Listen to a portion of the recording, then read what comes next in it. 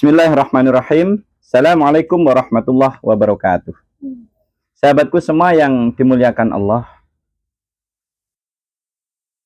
kisah seorang yang bisa melunasi hutang 100 miliar dengan amalan Al-Fatihah 100 kali. Kita dengarkan video ini dari awal sampai akhir agar tidak gagal paham. Sahabatku yang dimuliakan Allah, kita kenal sosok ulama besar di Nusantara ini, beliau Romo Kiai Haji Abdul Ghafur Sunan Derajat. Ya. Beliau itu termasuk sosok ulama yang karismatik, yang juga seorang profesor. Beliau juga seorang pengusaha yang sukses luar biasa.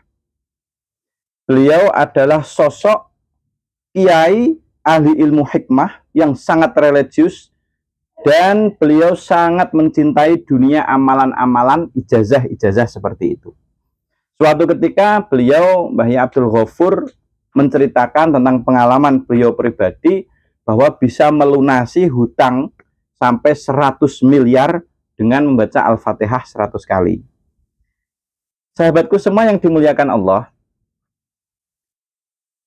bahwa sebenarnya kalau kita mau berpikir secara ghaibiyah, bahwa Allah melunasi hutang yang 1 juta dengan 1 triliun itu sama saja bagi Allah. Itu aslinya sama saja bagi Allah. Nggak ada bedanya, uang 1 juta dengan 1 triliun bagi Allah itu sama saja. Akan tetapi ketika manusia itu selalu menatapkan hal-hal tersebut dengan logika kita, sehingga itulah yang menjadi awal pembatasan-pembatasan. Jadi prinsipnya itu apa? Prinsipnya begini sahabatku semua. Prinsipnya di mata Allah hutang berapapun itu nominalnya sama di sisi Allah. Nggak ada yang susah, nggak ada yang sulit. Nggak ada yang susah, nggak ada yang sulit, nggak ada yang mudah. Intinya semuanya itu mudah bagi Allah. Maksudnya seperti itu. Tidak membedakan kalau bagi Allah melunasi hutang 1 juta itu mudah, kalau melunasi hutang 1 triliun itu sulit. Itu nggak ada bagi Allah, semuanya mudah. Akan tetapi manusia itu seringkali mengukur hal tersebut dengan kemampuan dirinya. Kalau 1 juta mudah, kalau 1 triliun susah. Nah, di sini pengalaman spiritualnya Mbah Abdul Ghafur itu adalah termasuk beliau itu seorang ulama yang melalang buana di dunia hikmah seluruh Nusantara, bahkan luar negeri. Beliau meyakini bahwa surah Al-Fatihah tadi itu adalah segala power mukjizat. Jadi kalau ada kitab samawi, mulai Taurat, Injil, Zabur, itu adalah kitab samawi, semua ekstraknya, nutrisinya, mukjizatnya terkumpul semua di dalam Al-Quran, sahabat. Dan seluruh Al-Quran, dari awal Al-Quran sampai akhir surah An-Nas tadi itu, semuanya terekstrak fadilahnya ada di surah Al-Fatihah. Maka Al-Fatihah itu adalah silahul mukmin, senjatanya orang yang beriman. Di sini di dalam hatinya Mbah Abdul Ghafur Sunan Derajat tadi itu yakinnya melebihi logika.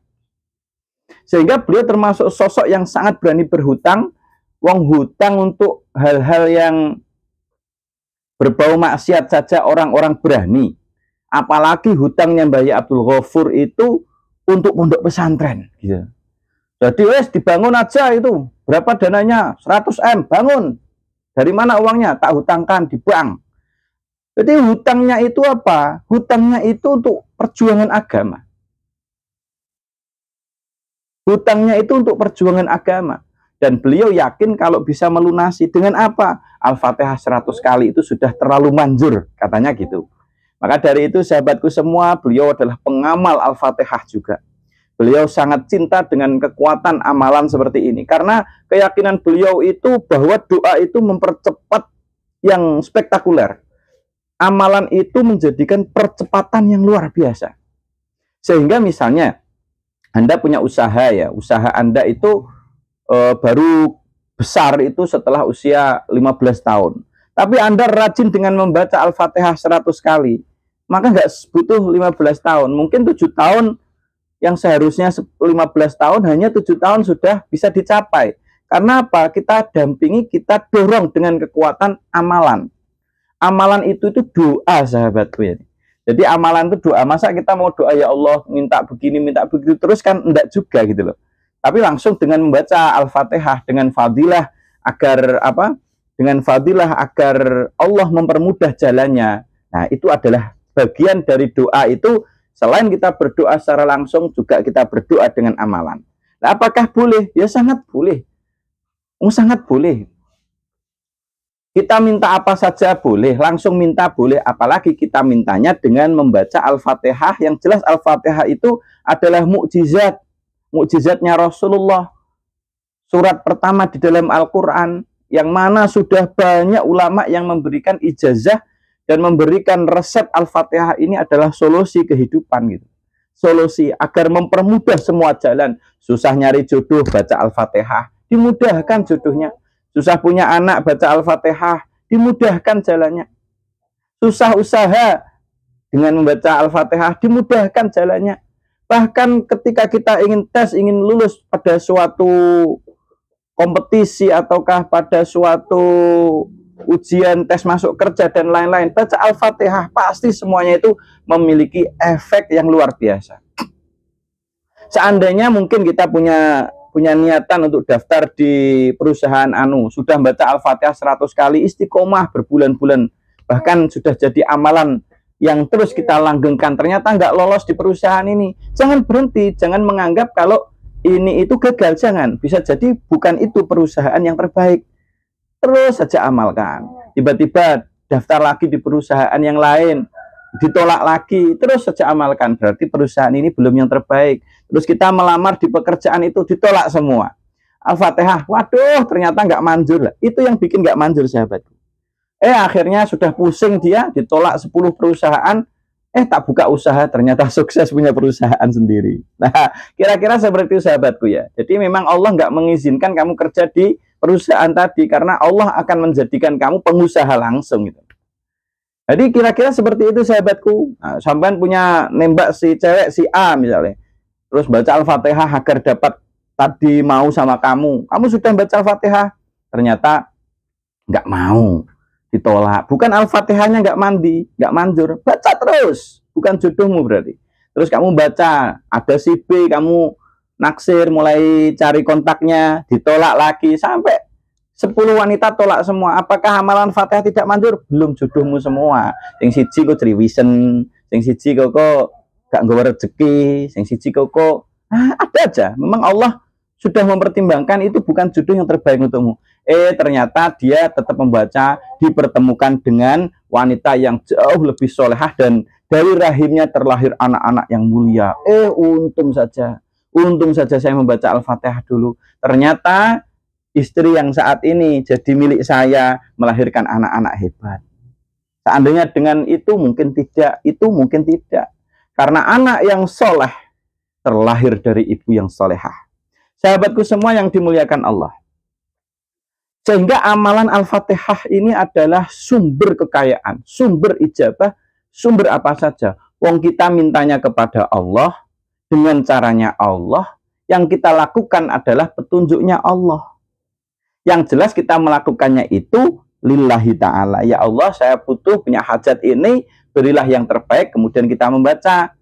Selebihnya biarlah Allah sendiri yang mengatur segala-galanya. Saya yakin efek dari wirid-wirid tadi setelah dilakukan secara istiqomah itu luar biasa. Luar biasa. Nggak bakal sia-sia. Pasti ada efek yang luar biasa. Mungkin dia baca Al-Fatihah terus pengen kaya, nggak dikasih kaya sama Allah. Karena Allah tahu kalau kamu kaya istrimu 4. Ya bisa jadi, sahabatku. Mungkin ketika kamu kaya, kamu itu semangat, akhirnya wiridmu sudah nggak lagi, zikirmu sudah nggak lagi. Allah tahu. Semuanya sudah dipertimbangkan sama Allah. Atau mungkin Allah punya rencana kalau kamu itu mungkin nggak diijabah ya, nggak diijabah, pengen kaya nggak diijabah, ternyata kamu dikaruniai rezeki yang lain yang luar biasa.